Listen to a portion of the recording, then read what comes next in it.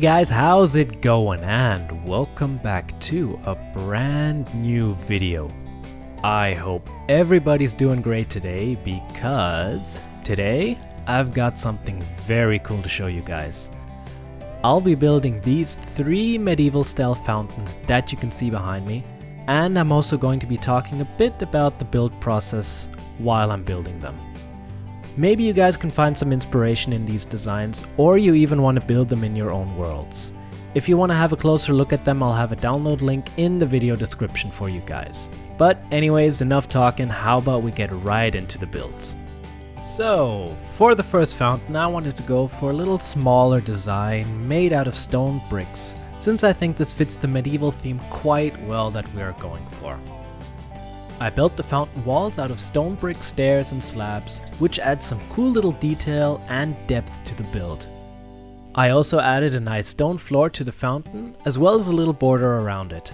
I really like the simple texture of the slabs, and I think they look great in the style that we're going for. After that, I figured that the fountain would need some light for those dark medieval nights. So I added some torches on spruce fences, which all together I placed on some cobblestone walls. I put them all at different elevations to break up the symmetry of the fountain. However, you guys can tell me if this really turned out good or not. Once I was done with them, I added a stone pillar made out of stairs again, which will be the starting point of the water. A little slab roof on top adds some more detail to the build, I think, and rounds off the first fountain design.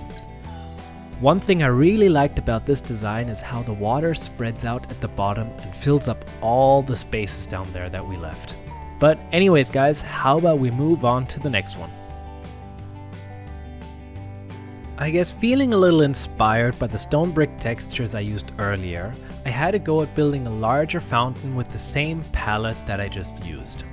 Again, I created a stone brick wall made out of slabs and stairs, but this time I threw in some chiseled stone blocks as well. I went with the same border and floor that I used previously, which I think fits the build style very well. This time I also wanted to use glowstone to light up the fountain, since I think torches don't always look very fancy. I placed them below the water, which gives it a nice glow and illumination at night. What I focused on next was a large pillar in the middle of the fountain. I decided to make this one out of chiseled stone bricks, however in hindsight I would change the block here to something which pops out a little more. I added a small platform in the middle which spreads out the water quite nicely as it falls down from the top of the pillar. The last thing which I did was just place some trapdoors and buttons around the fountain, which adds some more detail again and doesn't leave the area looking so bare. And that's the second fountain already done. What I really like about this one is how the water spreads out on that little platform that we built. Most fountains that I've seen have just water flowing straight down from one point.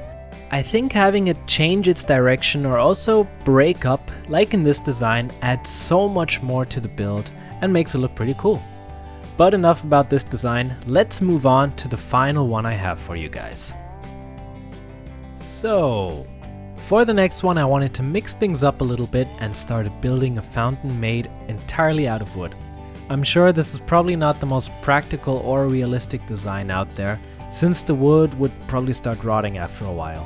However, this is Minecraft and we're trying to make something which looks nice.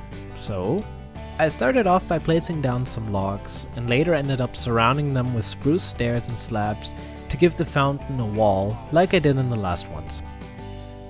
I couldn't help myself and still used the stone slabs again for the floor and the border, but I still think it adds a lot more to the build, and the grey adds a lot more contrast to the brown. Once I was done with that, I added some cobblestone walls and placed the water source on the top of them. I thought the fountain looked a little empty once I was done with that, so I decided to add a simple roof to it, the same one which I used in my farmhouse tutorial.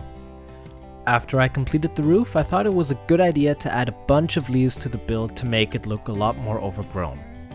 I'm really not sure whether this actually looks good or not, however I did like the end result. I'm sure you guys can let me know what you thought of it. But that is the third and final design all done.